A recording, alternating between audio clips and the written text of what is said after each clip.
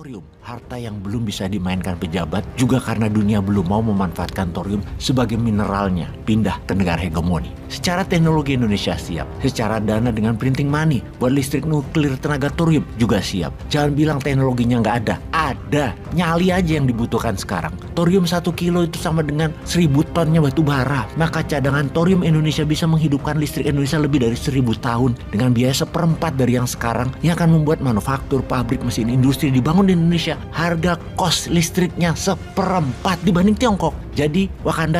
Jadi Indonesia harus segera membangun listrik tenaga thorium, di mana pembangkit listrik thorium lebih efisien dibanding batu bara dan uranium sekalipun. Kalkulasinya, untuk menghasilkan 1000 megawatt atau 1 gigawatt per tahun diperlukan batu bara sebesar 3,5 sampai 4 juta ton. Sedang uranium diperlukan 200 sampai 250 ton. Sementara kalau menggunakan thorium, menghasilkan kapasitas produksi listrik tersebut 1 gigawatt hanya perlu 7 ton untuk menghasilkan 1000 megawatt tersebut dalam setahun. Kalau Indonesia saat ini memiliki 74.000 megawatt atau 74 gigawatt, yang idealnya Indonesia itu perlu 200 gigawatt, dan di tahun 2045 perlu 500 gigawatt, maka setahun Indonesia hanya perlu 3.500 ton thorium. Jadi 250.000 ton bisa untuk 71.000 tahun. Oke, kita lanjut ya tentang sisi teknis. Thorium merupakan hasil pemurnian dari timah, monasit, titanium, dan zirkon. Bila thorium dimanfaatkan, maka hal ini sekaligus menjadi implementasi paradigma waste to energy. Secara data, sumber daya thorium di Indonesia adalah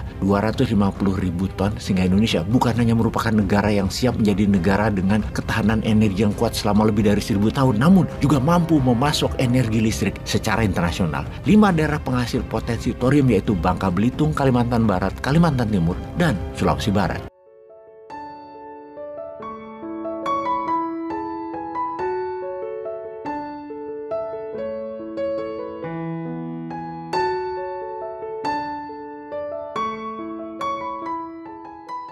Dalam film Wakanda Forever, sequel keduanya Black Panther, negara Wakanda yang memiliki logam vibranium membuat Wakanda menjadi negara superpower. Namun Wakanda tidak menjadi hegemoni kekuatan untuk mengakali negara lain. Wakanda tidak menyedot kekayaan negara lain. Namun Wakanda menjadi pendulum kedamaian dunia. Dalam sidang PBB versi Marvel, Wakanda tidak mau membagikan vibraniumnya ke negara lain karena tidak percaya pada pimpinan banyak negara yang akan bias. Suatu hari, Wakanda mendapat tantangan dari kaum di sebuah wilayah yang tinggal di bawah laut. Semacam kaum Atlantis atau Wakanda air kali ya, yang juga punya vibranium. Wilayah Kukulkan itu awalnya berkonflik dengan Wakanda, namun akhirnya memilih menjadi aliansi dengan Wakanda, yang membuat keduanya adalah kesatuan terkuat di dunia, namun bukan hegemoni. Cerita di awal mungkin hanya fiksi, namun konsep New Mind pada saat Wakanda beneran yang nanti akan berkuasa bukan lagi pemimpin egois seperti Killmonger yang dikalahkan T'Challa.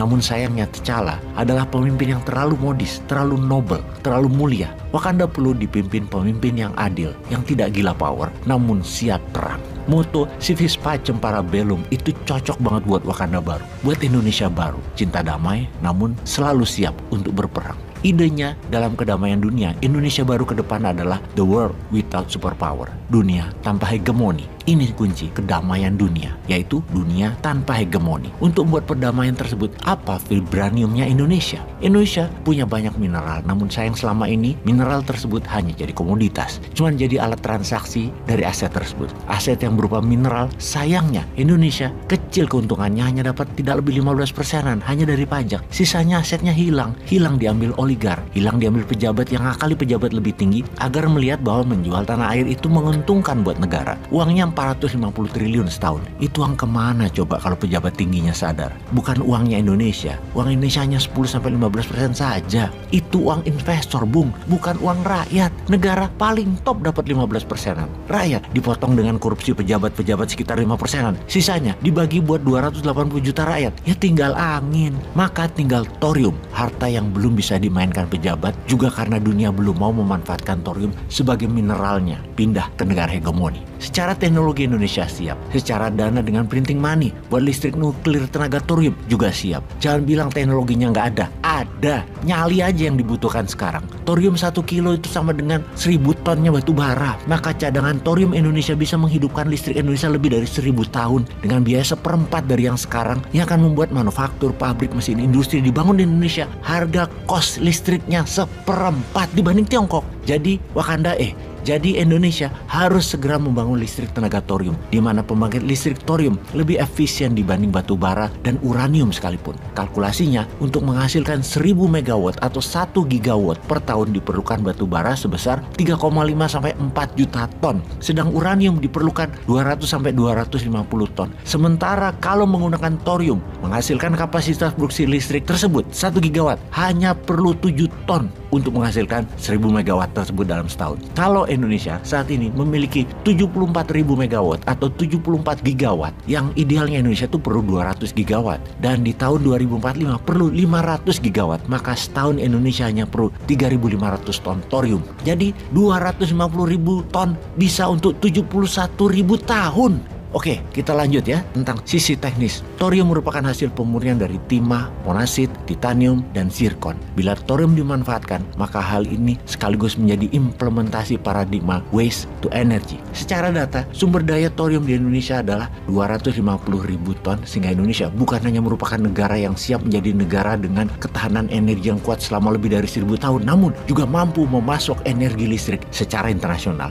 5 daerah penghasil potensi thorium yaitu Bangka Belitung, Kalimantan Barat, Kalimantan Timur, dan Sulawesi Barat. Di sisi geopolitik, kita mesti mencermati negara-negara ASEAN dan Asia lainnya yang saat ini terus mengenjot pasokan energi listrik demi penguatan daya saing industri. Mereka membangun listrik nuklir berbasis uranium tentunya. Saat ini Tiongkok sudah mengoperasikan 32 unit PLTN dan sedang membangun 22 unit lagi PLTN. Negara berkembang lainnya seperti Bangladesh, Vietnam, Malaysia, Uni Emirat Arab, Saudi, Yordan, dan Kuwait telah memulai perencanaan membangun listrik tenaga nuklir. Vietnam sudah mulai membangun PLTN yang akan beroperasi tahun 2023 ini, dan Bangladesh sedang membangun PLTN yang diharapkan beroperasi 2024. Malaysia memiliki roadmap yang mulai membangun pembangkit nuklir di tahun 2030. Apa roadmap Indonesia 2045? Ngabisin anggaran doang?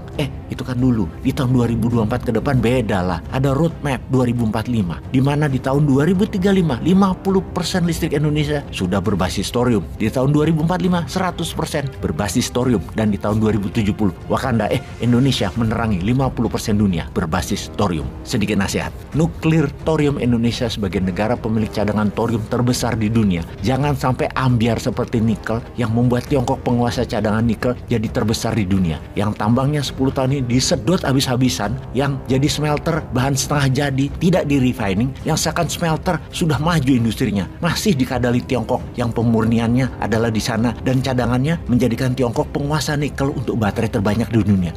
Yang nikel jadi pelajaran ya, jangan diulang. Jangan ada lagi pejabat yang melindungi model-model begini. Intinya harus ke thorium. Thorium tidak boleh seperti nikel, harus langsung jadi power, jadi energi, jadi listrik. Peace.